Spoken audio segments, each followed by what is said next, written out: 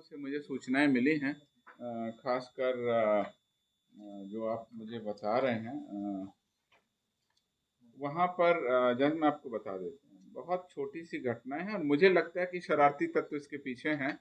जैसे कि सीतामढ़ी में जो घटना समझ में आई है, उसमें पुनौरा थाना में एक शाम को करीब 6 बजे की घटना है और कोई ऐसा टाइम नहीं था कि कोई किसी का बच्चा चुराएगा या इस तरह की घटना है। वो मेला लगा हुआ था, मेला में भीड़ थी और अज्ञात व्यक्ति को बोलेरो के द्वारा धक्का मार दिया गया और बोलेरो गाड़ी जो है वो तेजी से वहां से निकल रही थी, तो उसको पकड़ने के उद्देश्य से लोगों ने भीड़ में ऐसा कुछ शरारती तत्वों के द्वारा कह दिया गया कि बच्चा चुरा के भागा है, जिससे कि पुलिस या बाकी के लोग उस गाड़ी को पकड़ लें। तो ये प्योर एक्सीडेंट का मामला समझ में आया है। उसको हालांकि बाद में पकड़ के कुछ मारपीट किए, उसका हम लोग इलाज कर रहे हैं और पता कर रहे हैं। इसी तरह से एक बच्चा चोरी की अफवाह फैल गई है। विक्षिप्त कोई महिला थी, उसको रीगा चौक के पास सीतामढ़ी में ही उसको धक्का दे दिया गया है दिन में 10 बजे, ये कहते हुए कि ये बच्चा चोरी करने के लिए आई थी। इस तरह की कोई मामला नहीं है, थाना स्तर पर कोई आवेदन भी नहीं मिला है, हालांकि पुलिस वहां पहुंच गई थी।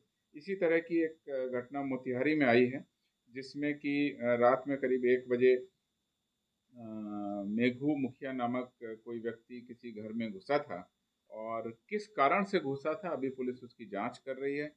हम लोगों ने दोनों एफआईआर कर दी है। उसमें उसकी पत्नी जग गई और शोर करने लग गई कि ये बच्चा चोरी के लिए घुसा था। उसी पर लोगों ने मारपीट कर दी। वास्तव में क्या उद्देश्य था, वो उसकी क्या आपराधिक इतिहास था, उसकी चोरी की नीयत थी तो पहले किस तरह के घटनाओं में था या नहीं भी था, कोई और मकसद से वो घर में घुसा था, तो वो हम लोग अभी जांच करवा रहे हैं। इसमें दो कांड 199(22) और 198(22) दोनों तरफ दर्ज कर दिए गए। शव का अंत परीक्षण करा दिया गया है और उसके बाद रिपोर्ट आएगी, परिजनों को सौंप दिया गया है। जो अभी दोनों तरफ से चूंकि केस हो गया है और मुझे लगता है कि वो उसी गांव का था, मेदू मुखिया। कुछ विशेष बिंदुओं पर अपनी पुलिस मुख्यालय की ओर से अपनी बात रखना चाहता हूँ। बिहार राज्य में कानून का शासन बनाए रखने, अपराध पर नियंत्रण करने, शांति व्यवस्था बनाए रखने, विधि व्यवस्था का संधारण करने, असामाजिक, अराजक व अपराधी प्रवृत्ति के लोगों की गतिविधियों पर लगाम लगाए जाने की लगातार प्रक्रिया की जा रही है। इस राज्य में जो अपराध के आंकड़े हैं उस पर भी मैं चर्चा करूंगा। और इधर पिछले 6 महीने से हम लोगों ने एक विशेष अभियान चलाया है जिसका नाम ऑपरेशन प्रहार रखा। उस ऑपरेशन प्रहार के दो कंपोनेंट हैं। उसमें एक वज्र की टीम बनाई गई है जो कि युवा पुलिस पदाधिकारियों की टीम है और उसके द्वारा पूरे जिले के विभिन्न थाना क्षेत्रों में कैंप कर चिन्हित अपराध कर्मियों की सूची के आधार पर गिरफ्तारी की जाती है। यह गिरफ्तारी थाना के द्वारा जो गिरफ्तारी के प्रयास हैं उसके अलावा होती है और यह चिन्हित लोगों की सूची पुलिस अधीक्षकों के द्वारा अनुमंडल पुलिस पदाधिकारियों के द्वारा उस वज्र टीम को उपलब्ध कराई जाती है। उसके आधार पर उनकी गिरफ्तारी की जाती है। इसमें चिन्हित अपराधों में हम लोगों ने प्रमुख शीर्ष जो रखे हुए हैं, जो इस वज्र टीम के द्वारा हम लोग गिरफ्तारी कराते हैं, उसमें हत्या, पुलिस पर हमला, हत्या का प्रयास, अनुसूचित जनजाति अत्याचार अधिनियम के संबंधित अपराध एवं अन्य विशेष प्रतिवेदित और गंभीर कांडों के अपराध कर्मियों की गिरफ्तारी कराते हैं। जनवरी से लेकर जुलाई तक जो 7 महीने गुजरे हमारे, उस 7 महीनों में जो औसत गिरफ्तारी थी वह 5,997 गिरफ्तारी इस विशेष टीम के द्वारा पूरे राज्य में की जाती थी, लगभग 6,000। इधर अगस्त माह में हम लोगों ने पुनः उसके निर्देश दिए। जैसा आप लोगों को पता है, प्रत्येक मंगलवार को और कभी कभी शुक्रवार को भी हम लोग पुलिस अधीक्षकों के साथ में बैठक करते हैं वीडियो कॉन्फ्रेंसिंग के माध्यम से। उसमें रेंज के डीआईजी और आईजी रहते हैं। तो अगस्त महीने में ये गिरफ्तारी जो 7 महीनों की औसत गिरफ्तारी थी 5,997 अर्थात 6,000, वह बढ़कर 8,301 हो गई है और इस प्रकार से 38% की गिरफ्तारी में वृद्धि हम लोगों ने अगस्त माह में की।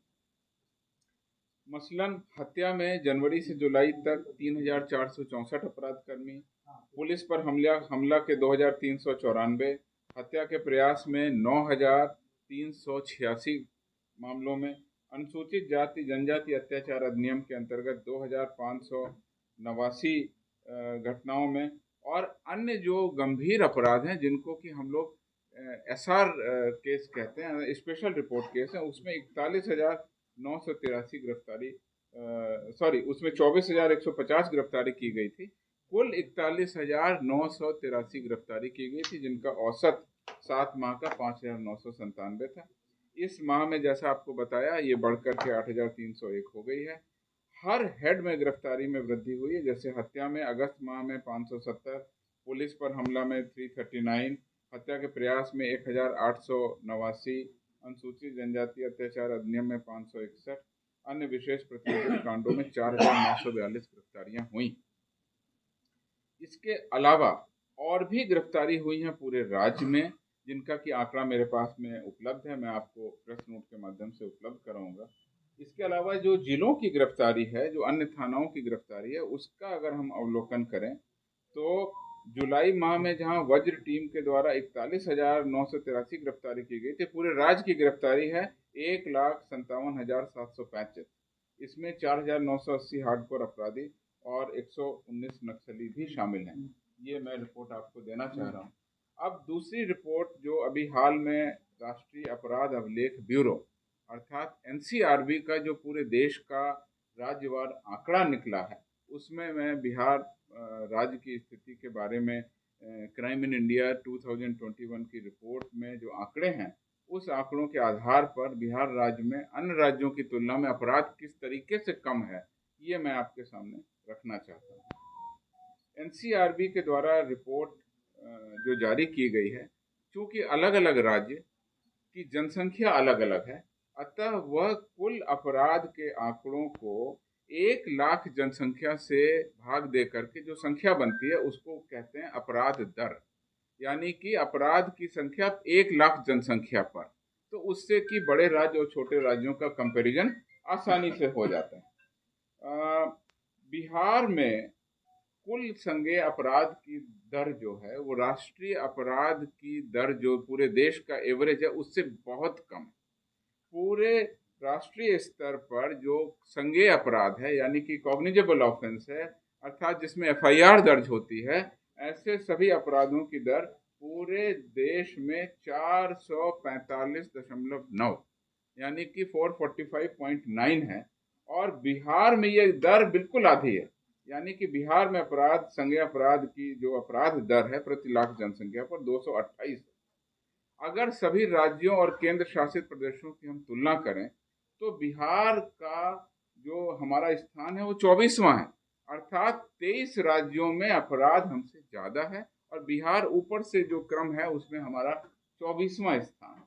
तो इस प्रकार से कुल जो FIR है प्रति लाख जनसंख्या पर, उस पर हमारा 24वां स्थान है। उसके अलावा जो गंभीर अपराध, ये टोटल FIR की बात हुई, जो गंभीर अपराध हैं जैसे हत्या, दहेज हत्या, बलात्कार, फिरौती हेतु अपहरण जैसे कांडों में हमने 2020 की तुलना में 2021 में और इम्प्रूवमेंट किया।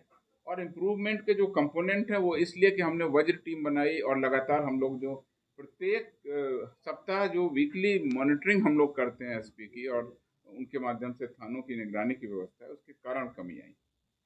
कुल दंगा जो राइटिंग के केसेस हैं उसमें भी 2021 में काफ़ी कमी आई है।